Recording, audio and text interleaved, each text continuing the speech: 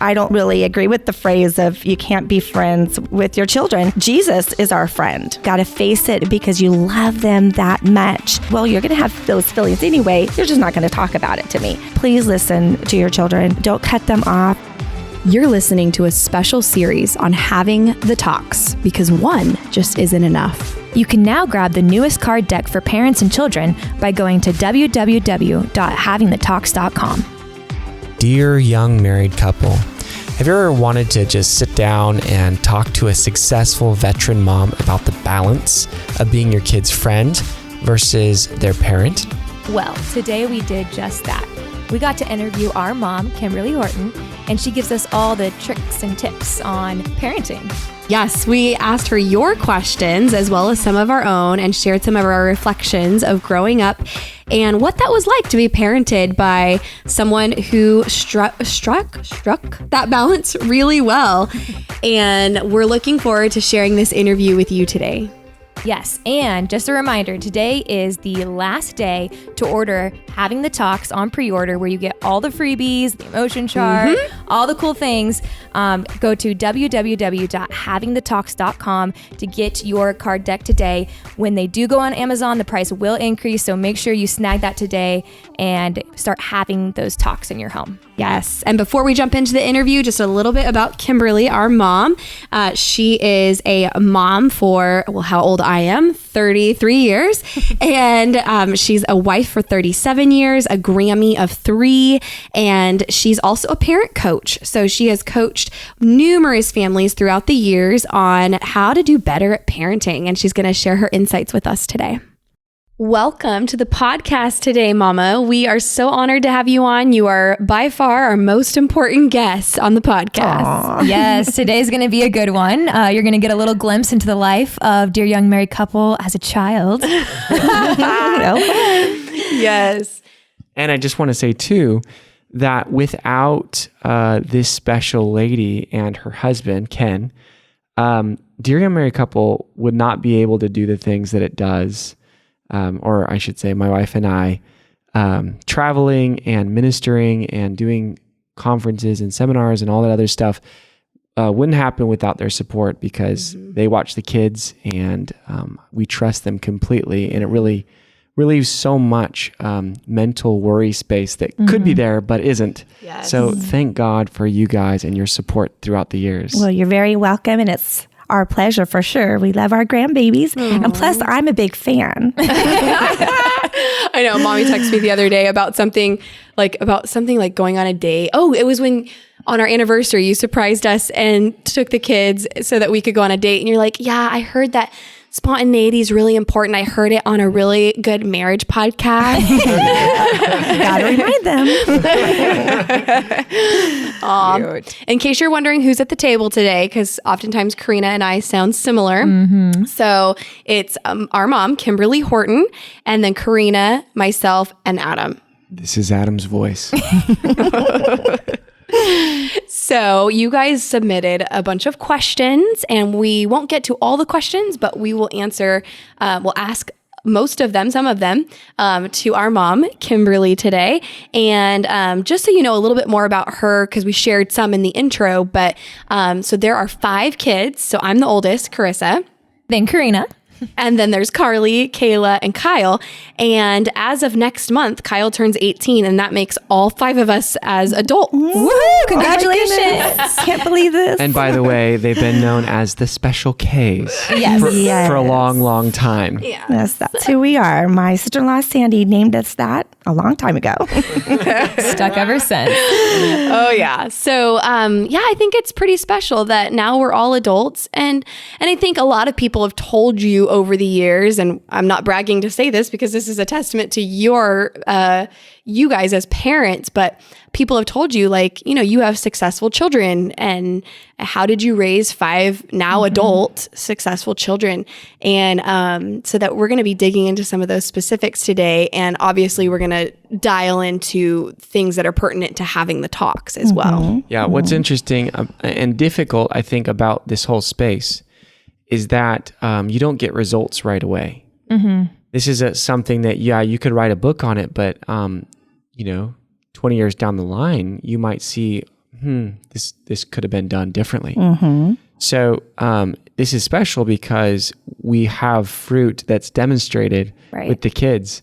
And we can kind of look at, okay, what are the things that were done well, and what are the things maybe that you wish you would have done differently? Right. Because I think everybody has those things. Absolutely. So I'm looking forward to this. This is going to be fun. Too. I am. Yep. All right. So question number 1, this is actually, I think, a fun one to start off with. Someone asked, what are some funny memories that you can share about your daughters or your son about having the talks? So what comes to mind as something funny? Which one is she going to share? Okay. Well, I think something's coming to mind here that sticks out that's funny. And it's about you, Karissa. Of course. Karissa was the nosy one, right? Yeah, Right. Oh, yes. She had all the questions. She had a lot of questions, which was great because it got me thinking a lot for the answers. Yeah, it's good that I wasn't the first because I didn't have a lot of questions. Right. But you learned through Karissa and all her questions, right? What questions I should be asking. That's right. But yeah, so we have like a 7-year break between Korena and Carly. So we have Karissa and Korena, and then we waited to have more children. And then we had Carly, Kayla, and Kyle.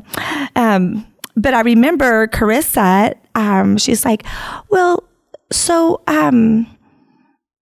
I tried to open the door of your room and are you done having babies or I think that was really funny because I had to then explain Daddy and I have our special time even if we're not done having babies or not, because we love each other. And then of course the conversation went on from there. I love it. That's great. Oh my goodness. Okay, so another question that comes in here, and I think it's a really great one because you did have a lot of experience with girls, 4 of them, but then all of a sudden, what do you guys like to call Kyle? Not the mistake.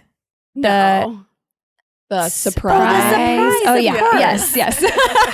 His sisters call him the mistake. No. Just kidding. We have never called him that. Yes. Maybe Carly or our Kayla. surprise. Yes. So then you have the surprise, and surprise. Talking about these topics is a little different when you're talking to a boy. So can you talk with us a little bit about the differences there? Well, I think boys in general probably don't have as many questions when they're younger than girls do. I think that's a personality trait as well.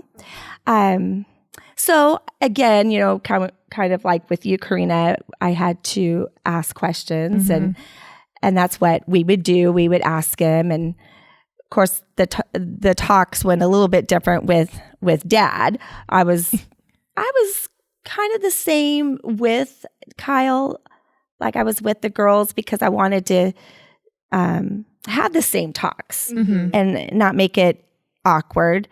But it was just, it was different, of course, with how he answered. Sure. But it was comfortable because we did start at a young age having talks. Right. And with all the sisters and with... Right.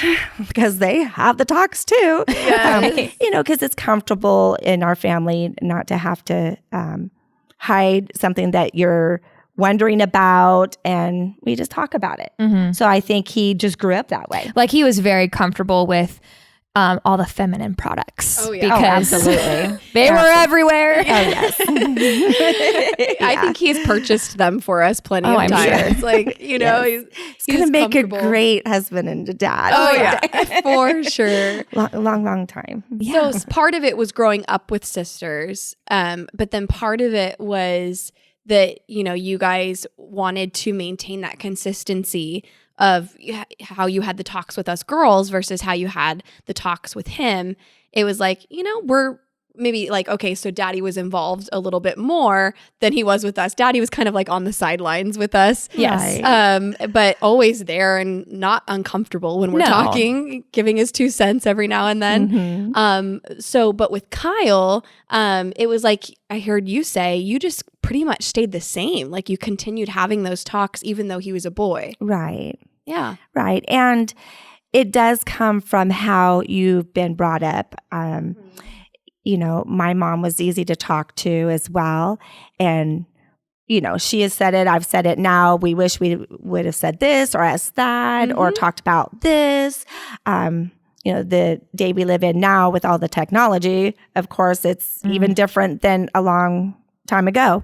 But, you know, so I feel blessed that it was comfortable, you know, when I grew up. And it wasn't as comfortable with my husband when he grew up. They didn't talk about it. So it does make a difference. But I wanted to, you know, so we talked about talking about it with you all. Right. Yeah. So that was important. So this just kind of like goes right into a key question, I think. From what I've seen, you've always been, because full disclosure, everybody. So Karissa is the oldest. So now when I look back, you know, we've been married for 14 years. We've been dating for 16 years. So for most of the life of your younger kids, I've been there. Right. I saw them as little kids. So it's kind of weird thinking about that. So I've got to watch not only, of course, like, okay, how you are now with Karissa and Korena, but also watch how you've raised the younger kids because I've been around. Right. So one thing I've noticed is that you are very, very involved with the kids. It's not like you take mom as just like a kind of a part-time job, but you are like, but you're interested and you're, I would say, a friend cautiously, because I know a lot of people are like, oh, you can't be a friend to your kids. But maybe could you talk about that of how did you maintain a friendship where there was that open communication, that you were able to talk about that, you know, because the talks only happens well if there's a relationship. Right. So how did you structure, how did you think about relationship with your kid while maintaining your discipline or maintaining the authority? Right.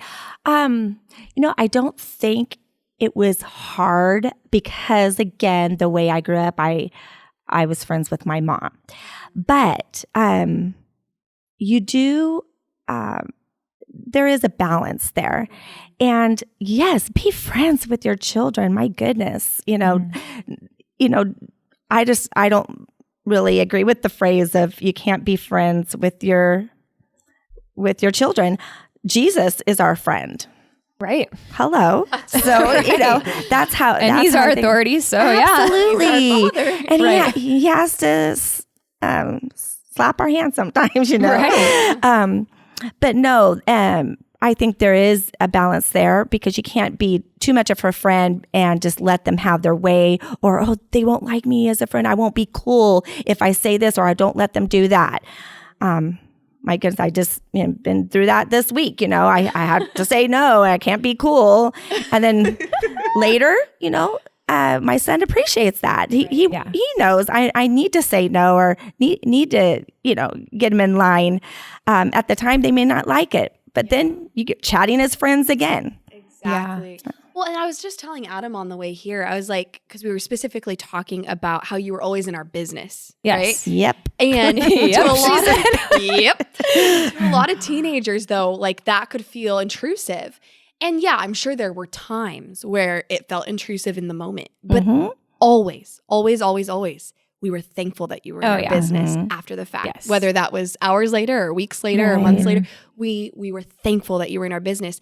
How did you do that in a way that always made us want to come back around and say, thank you for being in our business? Yes. Well, I think I sometimes forewarned you that, you know, you may not like this right now, but later you'll be thankful for this. And this is my job. I am your mom. That was a line. Right. This is my job. I'm going to do my job right.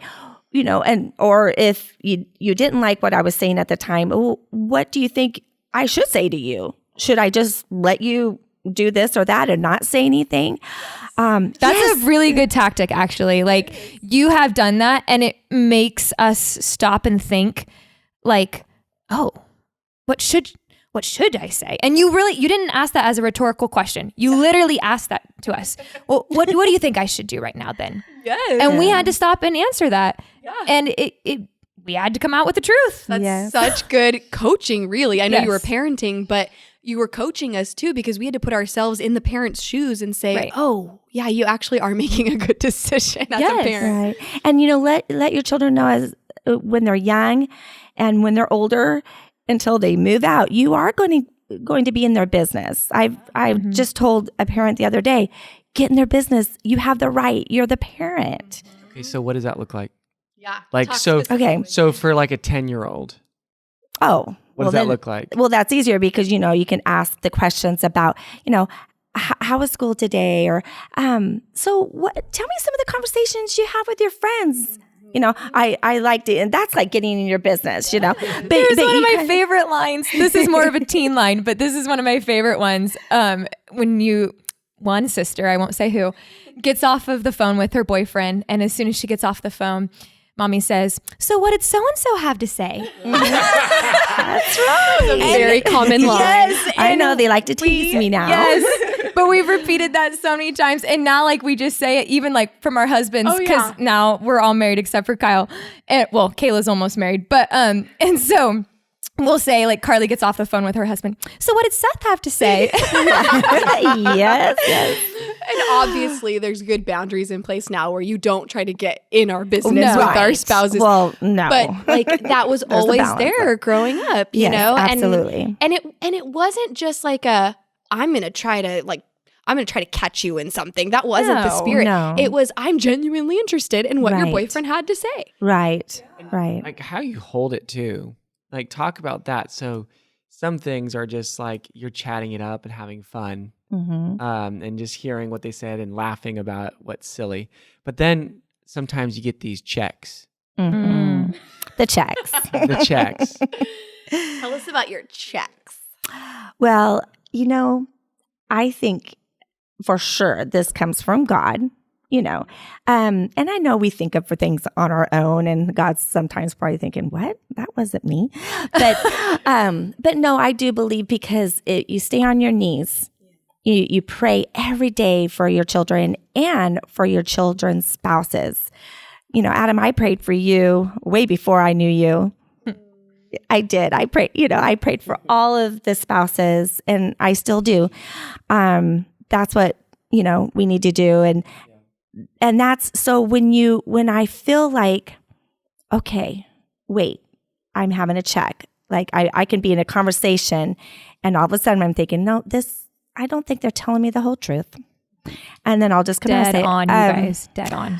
Always was right. well, and I look at him and say, that's not the truth. And I feel like you're not telling me the truth right now. So let's talk about this more. Well, and then you just started using the word check, and we just Yes. knew, like, surrender, because if she uses that word, she knows. And I try not to overuse that because I didn't want to say that to scare you. Right. I really prayed for that. I wanted God to be in my business, be in your business. I wanted him to move in when he needed to move in. So so that for a 10-year-old, you could kind of just directly authoritarianly. Yeah. Authoritatively. Thank you. You could just kind of tell them what's going to happen, right? Like, no, you're not going Right. over there. Right. But then, so they're getting older, right? But How- can I interrupt real quick? go She actually didn't do that at 10. She didn't say, like, Please. no, you're not going over there.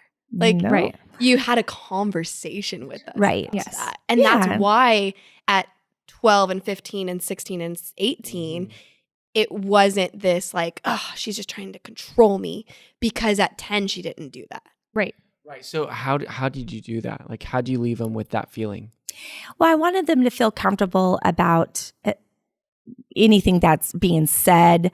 If they wanted to go over to a friend's house, and yes, I would come out and say, I know that a lot of people are not comfortable with the word sex, and so we'd well, now they are. Nowadays, people say it all the time. But I mean, when you guys were younger, people they didn't say it. Right. They said doing that or whatever, And I said, so be careful.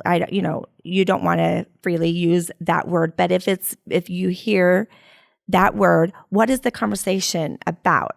And always feel free to talk to me.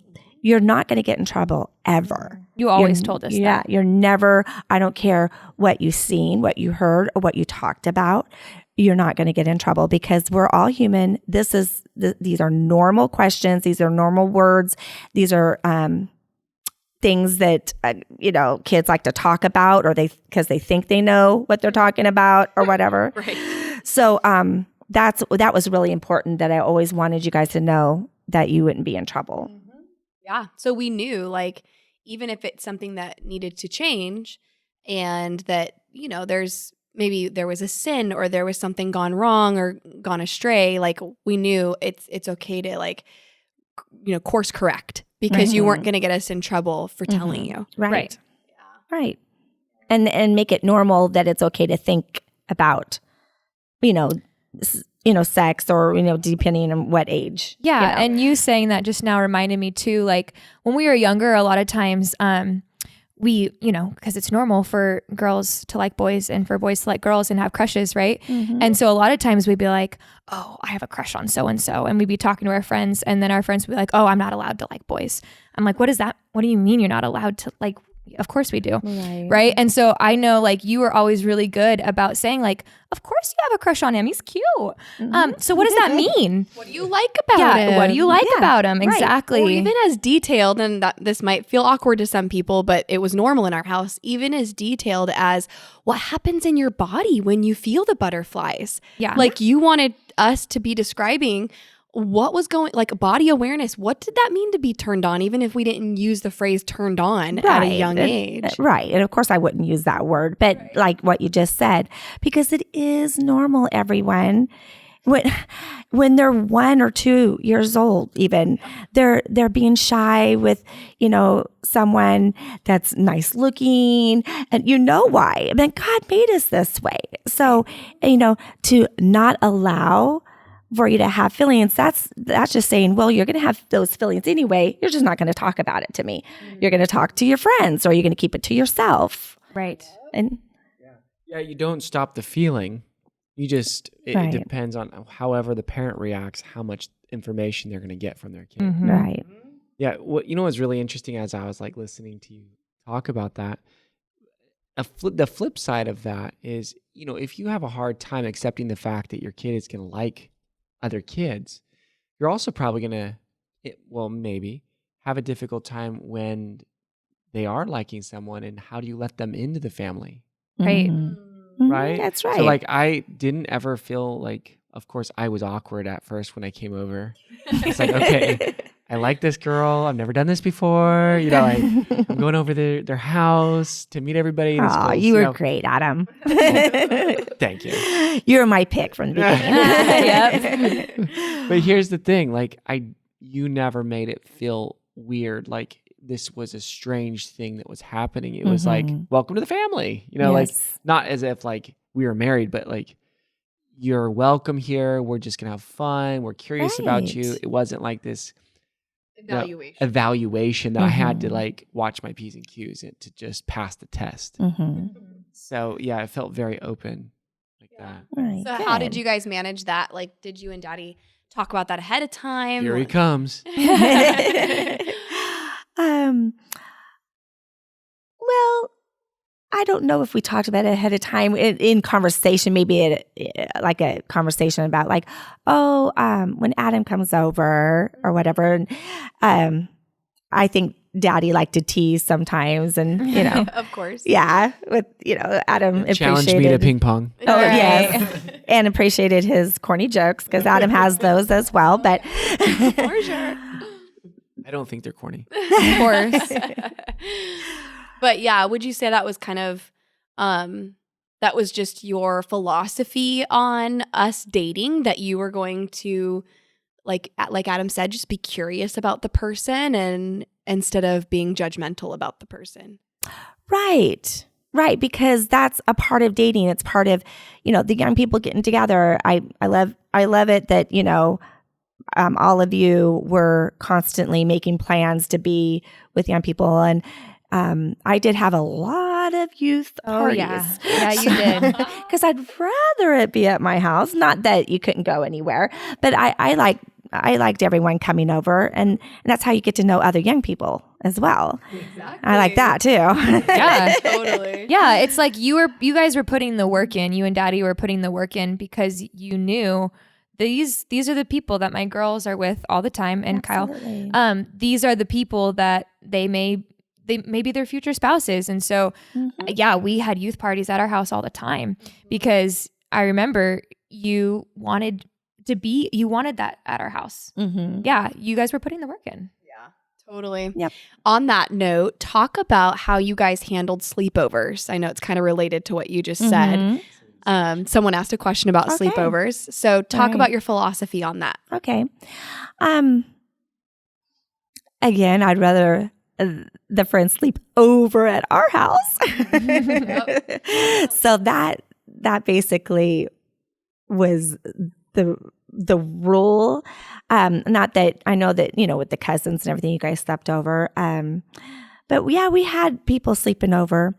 And the living room was the place, That's right. Always. You get, the sleeping bags and the pillows. So that way, they were used to us coming in and out, getting a drink, in the kitchen and saying, "Oh, you guys are not asleep yet. You've had too much candy." And, I made it a point to come in there, but not sit there and be part of the slumber party. Right. You weren't like joining the circle the whole time, but you were definitely present. Like you were in and out. Even when you didn't know. Oh, yes, I'm sure. And even there were times I remember you falling asleep on the couch while we were, all on sleeping bags in the living room. Yes. Yeah. Right. In other words, that's a big sacrifice. Yeah. Right. I mean, I remember a lot of times where you would, and still do, go really out of your way to stay present. You go on trips that you really don't have to go on. But because you do, all the kids that your kids are talking about. Yep. Right. And you're in their business. Well, and the road trip, I get to listen to all of it. Exactly. You were on all the road trips. Yes. It's fun. Yeah. And I think that's a really good example of that balance we were talking about earlier, that I think that you and Daddy did so well, of the balance of being our friend so that we knew we could always talk to you, but also being our mom because that was your job. Mm-hmm. So I think that's a really good example from a young age, and then, all the way up until, the teen parties. And so you guys did that for a lot of years. I mean, yeah, you're still doing it, just at No Limits in March. You guys had not just teens. No, I know, right? You had the after party at your house. So what, 4 or 5 in the morning or something? Yeah, your husband told me, he's like, yeah, I came downstairs and there are people still there. I woke up in the morning at whatever, 5 something, and a bunch of people were still there. See, I knew where my kids were. Right. But no, my kids go over other people's houses too. Sure. Have good friends that Kyle hangs out with, and but I know them well. Exactly. And they think a lot like we do, and they're open, and anyway, I feel comfortable about that. We've been talking a little bit about like specific hours of the night, like a party going until 5 o'clock in the morning.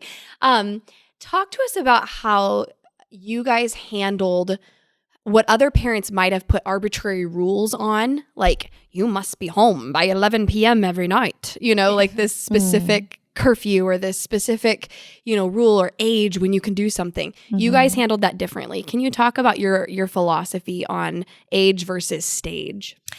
Yes.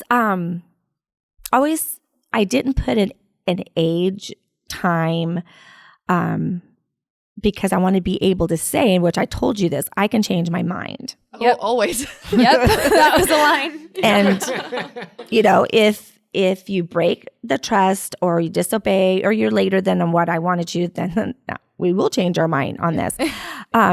but it just depends on the service. Like if it's no limits, for an example, and then what friends are over and how late I want to stay up, how many times I want to come down and check on everyone. Right. I wouldn't put it just a certain time. I felt like because if you do that and all of the young people are hanging out, church got out at 10, and then if you have to be home at 11, well, then you're missing out. So you go home, you're in your room by yourself, then you start thinking, well, I'm going to do this and I'm going to do that, or I'll call somebody right now then because I'm missing out. And then it just leaves room for those secret calls. Yeah. And not that my kids never, try to secret call. But, of course, I collected all the devices. I mean, when you got older and you had devices, when you were younger, we had the phones in our room, the phone lines and the computer. Yeah, totally. Younger being teenager. Yeah. Still 13, Right. 14. Yeah. Not younger being younger than that. Like she was still collecting the phones as teens. Yes. Totally. So Yes. here, this kind of leads into another thing. What about so I remember thinking like, wow, they're a little bit young, Mm-hmm. say what kids are like little young to be, having boyfriends, right? Mhm. Or Mm-hmm. whatever. And because there was never like an age that you stamped on it, like at 15 you're allowed to, or at Mhm. 18 you're allowed to have this. Same thing with like what Chris has said before, shaving your legs, Right. like a Yeah. very Right. womanly thing. Mm-hmm. It's different for each kid. Yes. Yes, And- I did and not maybe put an not- age on it. Talk about that. Like why? Like some people would be like, well, hold on. You know. can't shave till Yeah. you're 13. Yeah. Yeah. Well, because we all different, and someone might have hairier legs than the other at age 9 because it happened. Someone being Karina. and if that bothered her, and I just felt like, of course I shaved your legs for you first, yeah. and but I did that. I didn't put an age because if I said, oh, you can all do it at 9, well, then maybe the personality or the maturity wouldn't fit there. Or the need. Yes. Yes. Yeah. So it's all about like need and development level and stage. Right. And you can use that for other things as well. Yeah. What are some the talks. examples? Yeah. Because, and I would never having talks at a young age, and I just love the cards because I wish I did some things like that, like the card state, like asking certain questions, or how about, the way you go about it. I wish I had those cards. But Let's be honest, the cards, half of the card questions are from you. Exactly. Because they were put into us and then we created them. But one of the things like you, Korena, being a scientist, but I wish I knew more of the science way of our bodies, how they work, and all of that, to explain it more. I wish I did research on that. I didn't think about, I need to do research on this so I can talk about this. But I just talked about the important things, but that's important too, and makes it make sense. Yeah. Right. So I like that. I like that Carly, Kayla, and Kyle were able to learn that from you. Oh, yeah. Yeah, that was fun. We had that class, so that was cool. I was learning too. Yes. Exactly. I love that. Yeah. So that was actually one of the questions that someone submitted. Like, did you have any regrets regarding having the talks? So one of them being maybe that you didn't have as many scientific conversations about how our bodies work. Any other regrets, things that you wish you did differently? Yeah, I think because Karissa, you were very talkative, and so you asked a lot of questions. So I kind of waited sometimes for Korena. And then, so I wish I didn't wait as long sometimes with you on some things, because I was thinking, well, I'm not just going to just talk about everything when she's not even wondering, you know. What'd you do? Like, were you just not curious, Karina? I think part of it was that I truly wasn't as curious as Karissa, or I was curious about other things. I was very into sports. So they always call me the tomboy. So like I was curious. I kind of did like have that train of thought, but it could have been too that I just wasn't curious enough to ask. So I might have a fleeting thought, but it didn't stick with me like it would Karissa until she got her question answered. Right. Yeah. Each of your kids, and I can even point at them and say, like, each of your kids in the way they ask questions were all different. You're right. And the way they handled conflict within themselves and conflict was all different. Like, how did you navigate all those differences between your kids? Well, sometimes I had to just wait and pray about it and say, we're going to pick this up later and talk about it because I need to pray about this. And, it does take a village. I have resources. I have my parents. I still have my parents. I'm very thankful for that. And, relatives really close to my siblings. And so I was able to, just talk about it and then get back with the question sometimes. And that's okay to do, folks. You can wait. You don't have to address it right then and there, right? As long as you come back to it. But you can pray about it and seek counsel. One of the benefits, and this happens when people are afraid of talking about things, like let's say like doctrine or talking about the things of God, and they're like, I'm not sure if I want to share things because I don't have an answer.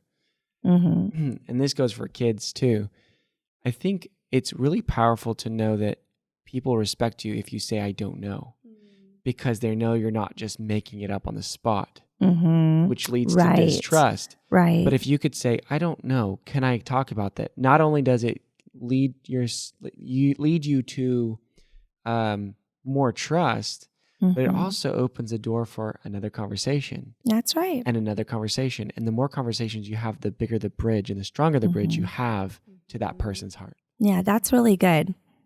And like what you were saying, Karissa, go back to it. Don't ignore it and, put your head under the sand.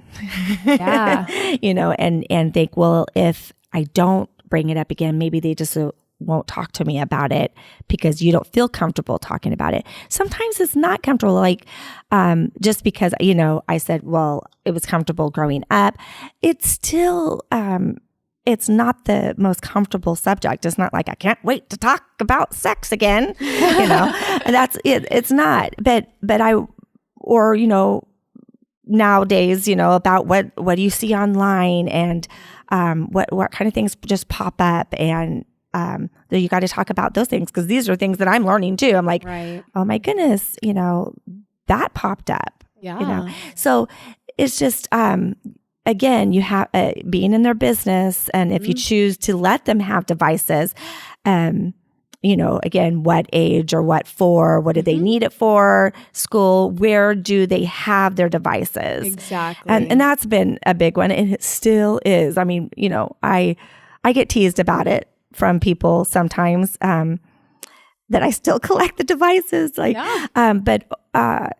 or if they do need some quiet time, the door is open and the device is facing the door when I come in, so I can know they're doing schoolwork. Not that I want to catch them in anything or think they're going to look at something bad. It's accountability. Right. Or they can be goofing off and, on YouTube basketball videos instead of homework or something. Kyle just got called out. Yeah, true. And one thing you did with us, and of course this was before smartphones, so it might be a different way or different age for other families. But when I was 13, that was just the age that worked for us. You got me a phone, but it was our phone. It was yours and my phone. Yes. Like you literally, there was no other number that we had. It was, we shared that phone number. And so I, got to contact you on daddy's phone when we were apart, and we used it to connect with each other. And I used it to text friends or a boyfriend. But you were very much in that business. And then when Korena got old enough, around the same age. Yeah, around that same age. Then I got to keep that number, this number I still have. And then you got another phone with Korena. And we shared for a little while. That's right. That's And then same thing. Yes. Yep. And after a while, after a couple years, it became finally my phone. But that was a couple years later. Yeah. Yeah. And I think it did build in that accountability because it was a shared phone. We had access to everything. And it's not like once it became our personal devices that you lost access. You always had access. And can you talk a little bit about that? You use the phrase parents sticking their head in the sand, because I think that does happen a lot, unfortunately. And that's when I think issues arise. And it is more obvious when kids are teens, but I think it starts when they're younger. Parents think my kids would never, blah, blah, blah. And you would hope that they would never, whatever. Right. But can you talk a little bit about how you avoided sticking your head in the sand? Well, I wrote a paper on this. I remember the comments. It was like ostriches with their head in the sand. Yes, that's what it was. But yes, because like I said, you never like to hear someone come up to you and say, I need to talk to you about your daughter or your son, or this is what happened. You just want to take up for them and say, oh, this will never happen and blah, blah, blah, blah, blah. You can't do that because that's doing them a disservice. God doesn't do that to us, and we have to think that way. What would Jesus do? And it's that's a true statement.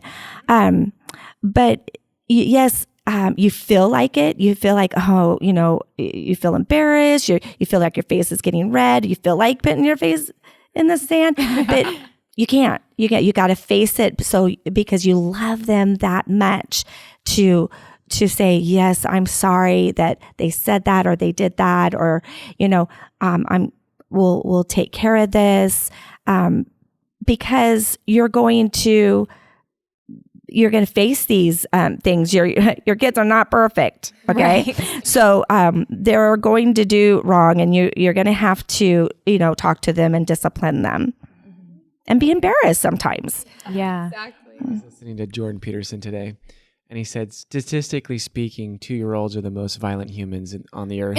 My kid would never hit another kid. Right. I'm sorry, but Forrest has almost every single. But I think what you say is, tagging in what you said earlier, that it takes a village. Yeah, absolutely. And I think that's really good. One of the things that I wanted to ask, we know that the way we react to what you're hearing your kids say, or questions, or even what someone's telling you, and then you go to your kids. How did you do with that? How do you manage reactions to maintain that relationship, to have an open dialogue without freaking them out like I did something really bad? Well, that's when when you're doing your praying, you're thinking, and you ask God, help me, God, when this does happen or this does come up, help me to react like you want me to react, And I'm not saying I always reacted just right, because I didn't. Those are those regrets that you're talking about. But for the most part, I did, because I chose to. And was it easy? No. I had to just, be silent and listen. And please listen. Please listen to your children. Don't cut them off, because they'll talk more if you say, I want to hear what you have to say about this. I'm learning from you too. It's okay to say, I'm learning from you. Whatever you say right now is not going to be wrong. Let's work this out. There might be, something that they're telling you what happened, and there needs to be some discipline there and everything. But, another thing I didn't do, I just think it's funny when you're grounded for a month, 'cause Who grounds their kids for a month? I don't think you know. ever put a time on it. Even if it was a No. realistic amount of time, I don't think you ever said you're No. grounded for this You're long. right. She Right. would just say, you're grounded. And when I feel like it's time for you to not be grounded, then I'll let you know. Right. Right. And you never grounded us from church events, Oh, folks. no. I hear people, you're grounded from youth. Like, Why? Why do that? or you're grounded from Bible quizzing. Oh my word. That's like you're grounded from family devotion. That's the same thing. Right. Really, no one says that, right? No one says that. So you don't ground them from youth events. Now, you're grounded. You could go to youth service, but you're not going out tonight. Right. You're not going to BJ's. Yeah. You're coming home. Yes, You know, yes. that's the balance again. Right. Yep. Yeah. So why did you not put the time frame on it? Why did you say like you're grounded until I feel that it's time? Because I waited to see if there's a repentant heart, and if you wanted to do better, and if we had the conversations, and then of course I didn't want to say you're grounded for a whole week when you really didn't deserve to be grounded for the whole week. But then if I see there's an attitude going on, and the attitude lasted for another day and another day, well, I'm glad I didn't say you're grounded for 2 days, because now they need to be grounded for 3 days. You know, True. It That's works both exactly ways. it right there. Yes. Yeah. Transitioning a little bit before we close up, one thing that was always really important to me growing up that I remember was our car talks. Oh yes. And even if it meant that we were going to be late going in somewhere, or that we spent another 45 minutes in the driveway when we were parked at Driveway home. talks is what they should be Driveway called. Yeah, talks. driveway. Yes. So, how did you structure that? Was that a plan, or did you kind of just happen upon that and realize that driveway talks were so important? Talk a little bit about that. I think it happened, and it worked out with you, Karissa. So I thought, oh, this works, because it is. I mean, you can't answer your phone. You can't like really get up to go to the bathroom, or get up to get a drink, or I'm hungry, and open up the refrigerator, stand there when I'm excuses. trying to talk to you, so you don't have to look at me or whatever. But no, I like it because we're alone in the car, and we're sitting in the driveway. It's quiet. No one else is around, and it just worked. I like those talks. Yeah. A lot of good development came out of driveway talks. Yeah. And sometimes we were just chatting Right. about fun things. It wasn't just like something that I need to talk to you about. Now, sometimes it was that. But sometimes it's like, okay, I want to know, about this, what happened here. Yeah, I think what's important to highlight here is that I think a lot of parents step in for these conversations when they feel like something's wrong. Mm-hmm. And they're not there for the slumber parties or the let's go on a road trip. Or so we know with marriage studies that there needs to be a 5-to-1 ratio for good relationships, for good things to bad things. So 5 good things for every bad thing that happens. And I think that a lot of parents neglect spending time getting excited about the good and rewarding for the good and just being happy about the good. Right. But then it's overdone when it's bad. Mm-hmm. So then there's a greater weight. Like, speak to that maybe, like parents that you have worked with and seen spend an exorbitant amount of time on this is wrong, but they don't praise their kids enough or are there for the fun. Right. You need to talk to your kids and praise them for having a good attitude. Hey, thank you for answering me that way. I know you should, but I just want to tell you I appreciate it. I hear you guys, all three of you, and Curtis, I hear all you guys say that to your children. Thank you for having a good attitude, but it's just like, I was teased about it yesterday, but I complimented the person.